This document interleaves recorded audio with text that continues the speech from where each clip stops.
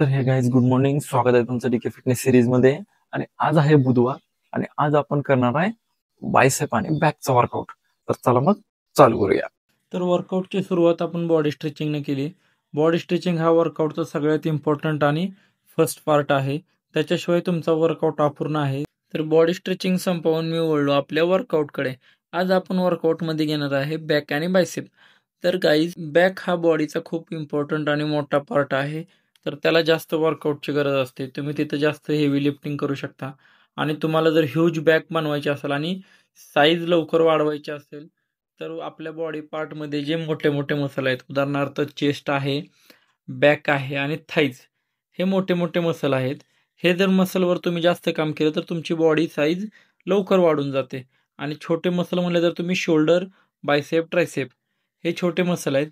तुम्हाला ह्याच्यावर थोडी जरी मेहनत केली तर बऱ्यापैकी तुमची साईज वाढून जाते. उलट तुम्ही या मसल्सवर जास्त वर्कआउट केला तर तुमची साईज श्रिंक होते. मसल जास्त डॅमेज होतात वर्कआउट केल्यामुळे आणि गेनिंग प्रॉपर होत नाही. तर हे झालं साईज वाढवण्यासाठी.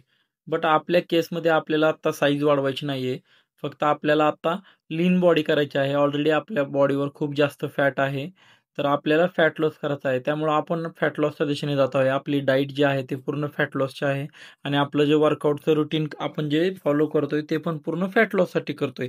आपल्याला साईज वाढवायची नाहीये. साईज आपण वाढवणार आहे, पण त्याला आणखीन टाइम आहे. पहिल्यांदा आपण पूर्ण बॉडी शेपमध्ये आणणार आहे आणि नंतर आपण साईजच्या दिशेने जाणार आहे. तर वर्कआउट झाला. आता घेतोय आफ्टर वर्कआउट साठी प्रोटीन मिल्कशेक.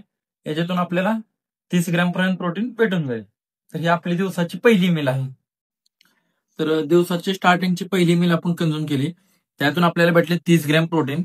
आता मी तुम्हाला दुसरी मील दाखवतो, जी मी घेतो 10:30 ते 11च्या अराउंड. दिवसाची आपली दुसरी मील आहे. 4 अंडे आहेत होल एग्स.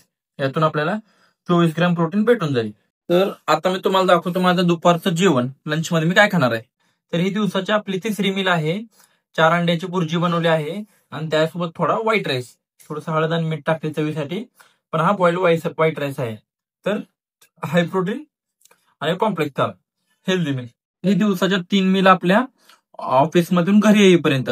घरी आल्यानंतरची मील मी तुम्हाला संध्याकाळी दाखवेल. तर चला मग डबा घेतो, आपल्याला जायचं ऑफिसला. चला निघूया. तर काही आजच्या संध्याकाळच्या मीलमध्ये आपण घेतोय स्प्राउटची उसळ बनवली आहे आणि त्याच्यासोबत आपण घेतोय आपला प्रोटीन शेक. याच्यातून आपल्याला 35 ग्रॅम पर्यंत प्रोटीन भेटून जाईल. तर आजच्या जेवणामध्ये आपण प्रोटीन शेक आणि स्प्राउटची उसळ खातोय. जास्त भूक नाहीये त्यामुळे थोडंसंच घेतलंय लाईटली. 2 दिवस झालं थोडीशी भूक लागत नाहीये, समजत नाहीये का. वर्कआउट तर चालू आहे पण भूक लागत नाहीये. जर आणखीन संध्याकाळी थोडाफार वर्कआउट करता येते बघितलं पाहिजे, जेणेकरून आपल्याला भूक लागली पाहिजे, नाहीतर मग प्रोटीनचा इंटेक कम्प्लीट नाही होणार आपला. तर चला मग आता हे खाऊन घेतो. भेटूया उद्याच्या ब्लॉगमध्ये.